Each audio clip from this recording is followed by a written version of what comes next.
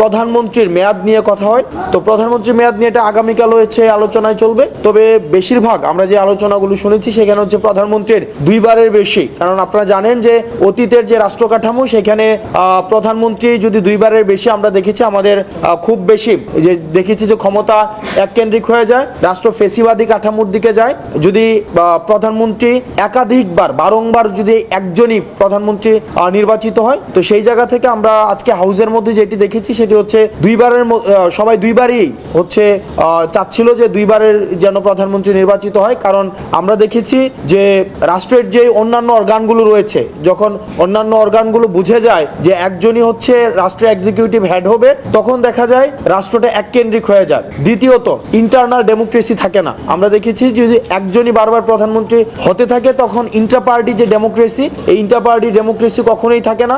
আপনি যদি দেখেন বিগত সময়ে যারা ক্ষমতায় এসছে বা সম্ভাব্য ক্ষমতায় যারা আসতে পারে, আপনি দেখবেন যে নির্দিষ্ট পরিবারের বাহিরে আসলে এই দলকে নেতৃত্ব দেওয়ার মতো করে আমাদের আসলে সম্ভাব্য গণতান্ত্রিক অপশন কিন্তু আমাদের নেই, যেটি গণতন্ত্রের জন্য খুব বেশি ইতিবাচক নয়।